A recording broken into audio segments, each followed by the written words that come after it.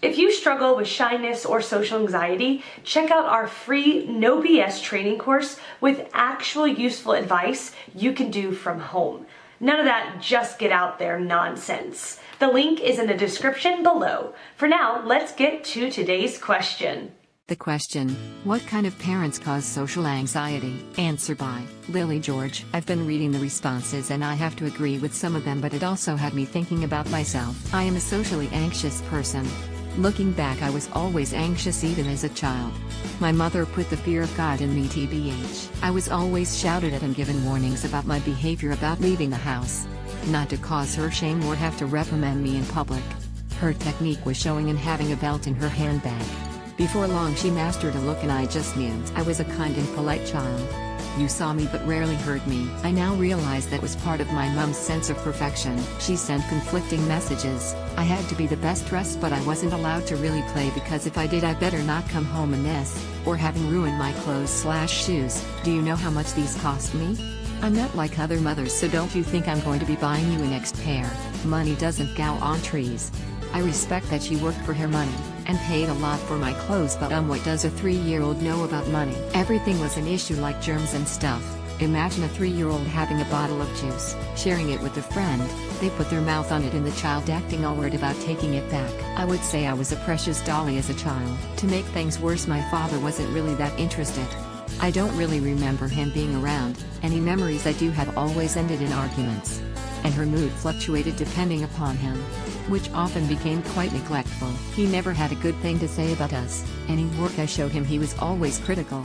I didn't have a father-daughter relationship with him, because he was only interested in her. I was the leverage to keep her interested in him. He'd play with me temporarily to get attention. When that didn't work he'd tell me to stop, which to a child who rarely got to play was unreasonable. So my desperate need for his attention manifested in becoming hysterical with joy and not quitting. He'd often hurt me, or as I got a little older and started developing breasts, would move his hands up my sides towards them. Obviously I was uncomfortable and would instantly stop. I sometimes told my mom. Her reaction was always, "Why can't you two just play nicely?" I wasn't very trusting of other men and people in general because of them, which fueled my anxiety. It made me reluctant to want to try new hobbies, make new friends. They were contradictory. If Dad took the piss out my choices, Mom would defend them, but sometimes she'd join in and create me nicknames for my friends, taking the piss out of the way they looked. She especially disliked the fact that some of my friends had obvious health concerns, which as a child I had no idea about. The list could go on. I lied because I was afraid of her. I withheld telling my mom important truths or standing up for myself because I wasn't believed. And my father would intimidate me. I knew of our financial woes.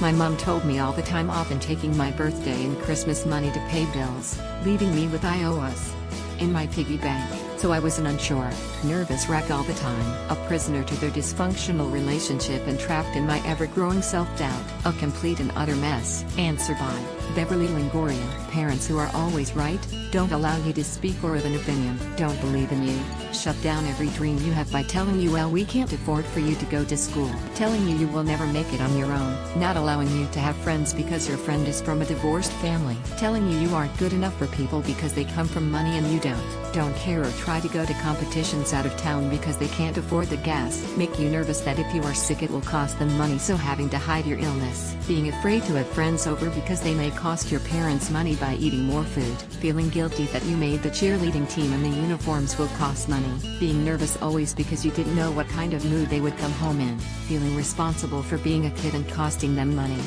Make promises they don't keep, making you do your sister's homework because they don't know how, purposely letting you know money is tight and making you nervous that you will cost them money and letting you know when they do, taking everything from you so you can't leave the house when you are ready to move out and be an adult, telling you what your kids need to be a good parent, such as a stepfather, instilling in you that being divorced is trashy, trying to give advice on things they know nothing about. The list goes on. So basically instilling in you a head full of insecurities that take the majority of your adult life to overcome the negative feelings about yourself. Answer by Debbie Black. I had great, loving, nurturing parents, and yet I suffer panic attacks and anxiety. Sometimes anxiety can come about through stress and life's traumas. The body reacts to these things differently in every person. I may have low tolerance to stress, whereas someone else can handle more. The fight or flight mechanism kicks in too often or has developed a learned behavior. This is when you should seek professional help and really take a look at controlling more things in your life that can be controlled, and changing your lifestyle and/or attitude toward life. Time to step outside of yourself and look at who you are, what causes your anxiety and fear. Discover ways to improve your life, back off on things not necessary, simplify your life. You did not need to be perfect. Slow that dry. Faith is succeed and enjoy life around you more. You will live without all the material things you think you need. You can enjoy life better going through it more slowly. Ask yourself why, more often, but do not overthink or analyze. Accept things the way they are and do not frustrate over what you cannot change. Take smaller steps, do not charge ahead. Find faith. Discover friends, relax with nature, appreciate. Do not get angry with things that do not matter. Go to seminars on coping with anxiety. Look after yourself better, through diet, exercise and mental healing.